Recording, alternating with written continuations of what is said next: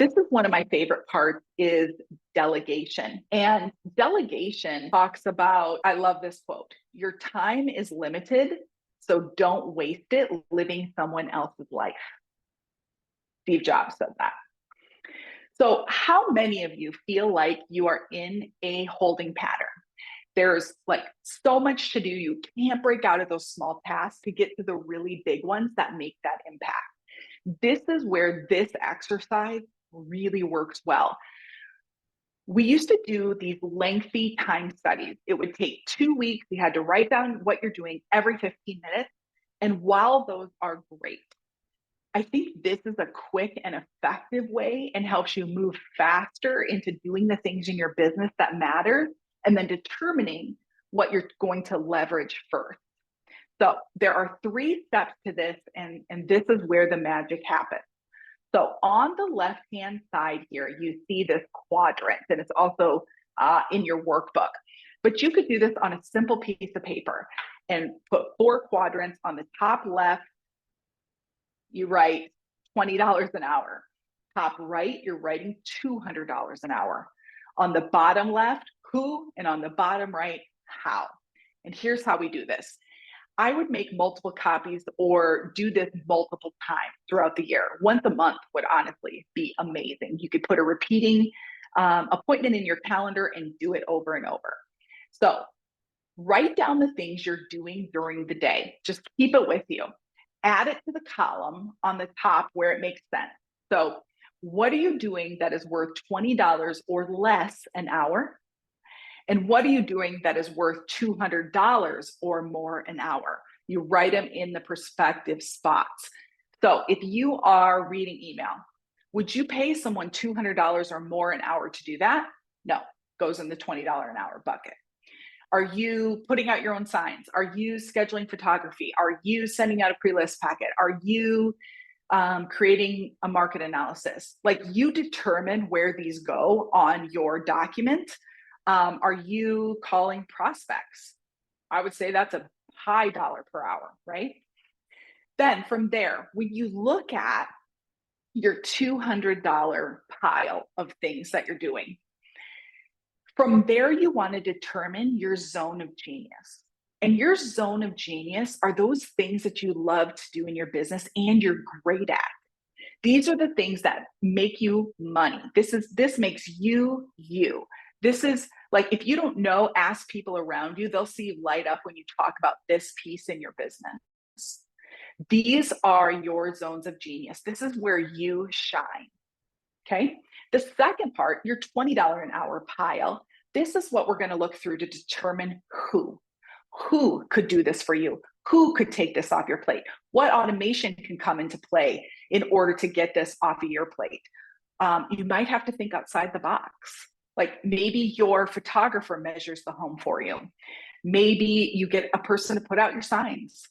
Maybe you hire a VA to do some things. Maybe you hire an in-house assistant. It doesn't always have to be people, the who. It could be a system or automation that helps things run better. Then lastly, you're going to take the how part. And the $200 under there, it says how. This is how you spend more time in that $200 quadrant, in those things that light you up and make you the most amount of money. How do you accomplish that more often? Now, these things might not happen immediately. This may be nothing, maybe you're like struggling for sales and you can't delegate much, but I promise you there are things you can, right? There's, if you're out creating your own flyers, there's a million ways you can do that, right? You can get it printed at a company, Vistaprint, have it sent to you with the same template every time. You can get different things that pop it into your MLS. Your MLS might have something. Who knows? Canva, whatever. But you're looking at how you can spend more time in your zone of genius and who can take the other tasks off your plate. This is such a powerful exercise. And I think it's fun because you can see immediate results, right? Because immediately you know what you're spending time on. Keep the paper with you, jot it down when you see something over 200 or under 20. And then you can start to think through the who and the how process as you move forward. And the best part of this, if you struggled on the accomplishments on the first part, keeping these sheets will tell you exactly what you're accomplishing in your business, because you're going to start to be able to circle different things like, wow, that used, look at all my 20s. And now I've got some who's to figure that out for me. I don't have to do it all anymore. Sometimes as a real estate agent, or even as a business owner, we get pigeonholed into thinking we have to do it all. That's actually not the case. And this sheet, this one sheet, is going to help you do that. This is so powerful. I hope that you're going to take the time to do this consistently, because this is one of my absolute favorites. All right, now we're going to get into some numbers. In order to see where we're going, we not only must remember where we've been, but we must understand where we've been. So let's dive into the numbers. This page in your workbook is a really quick way to see what you have to do in terms of number of homes sold in order to make the money that you want really fast. So in the box on A, how much do you want to make? Put that number in there. I don't know if it's 250,000, 500,000, you want to make $1 million, whatever it is. You're committing to this. We're writing this down. These are the plans we're working through, okay? So how much do you want to make next year? Then what percentage do we need to withhold for taxes? So is it like a good number is like 25%, okay? Because we're going to have expenses and things like that that reduce our income for expenses, for taxes. So 25% is a good one. Then the next box, my total expenses. So what do I pay my brokerage? What do I pay for, mailings and signs and brochures and classes I take and all those things? 30% is a good number of A. So again, if we're at 500,000, then we have my total expenses, 30% of 500,000. Okay, that's the number we want to put here. Then we're going to take A times B. So 500,000 times our tax percentage, which was 25%, plus the dollar amount here. And that equals how much gross commission income we need to take, we need to make in order to take home box A. So it's a really quick assessment. How much do you want to make? What taxes do you need to withhold? And then what's your total expenses? Break it into a dollar amount. So 30% of maybe the number you want to make is probably where your expenses are going to land. Okay. Now, once we do that, we're going to the bottom part of the page where what's your average purchase price? If you don't know your exact average, it's okay. Take your MLS. You probably, I hope you have a good idea of what your MLS is. If you don't, you definitely study your own market. So what's the average purchase price? You're going to know next year because you're going to track these things. But this year, what's your average purchase price? How many homes did you sell in the previous year? You can go 12 months from today, or you can go 2022, up to you. Then that's going to give your average commission per sale. Okay. Then we're going to take the number that we got here and we're going to divide it by this number. And you can see that's labeled in your boxes. And this is going to give us the number of closed transactions that we need.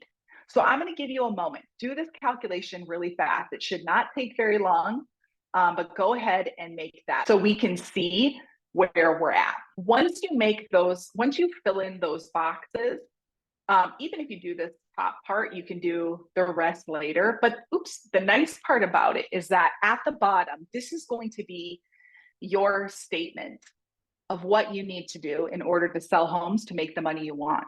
Just pure numbers, not strategy, not marketing, nothing like that, just pure numbers. So in order to make this number, I will need to close this many number of transactions at I will need to close this number of transactions at an average of this per home. This should be on the front of your planner every single day. When you're writing down your top 3 to-dos, you now know what your ultimate goal is. And so are the things you're doing daily going to help you get closer to that? Okay. Write that down. Part should be super easy. You might have to look up how many homes you actually sold. You might have to look up average purchase price if you want to be really precise and get your own. That's totally fine. Or just do an average. You're probably close to the MLS average. Maybe you're a little higher, but then that means more money. All right, next part, we're going to review prior year's numbers. This is important for a couple reasons. We want to know our ratio. So how many appointments did it take in order for us to secure a listing or secure a buyer? Okay. Then what was our closed listing volume? So was it 50% of our business? You're going to put a number here, but it will help you determine, are you buyer heavy? Are you listing heavy? And you may know that just from who you serve, but your volume might be different. You may actually serve more buyers, but have a higher listing volume because your average listing price is much higher. One of the most important parts of this piece of the exercise is your top 6 listing sources. I generally see people, depending on volume, how many homes they sell, team size, we're generally going to see, if you're a single agent, 1 to 3 listing sources or client sources. So you might have 3 for listings, you might have 3 for buyers, but it could be a total of 3 for those. And teams, sometimes you have more because you have different lead generation systems. You have more referral bases because maybe you have, referral groups, you have past clients, you have fear, but you have multitudes because of the number of people on your team. But what are your top sources? Is it all paid? That's something to be aware of. Are every one of your sources paid? So that if Zillow continues to tweak their process or charge more, is your business going to be flopped because you are solely concentrating on paid listing sources or paid buyer sources?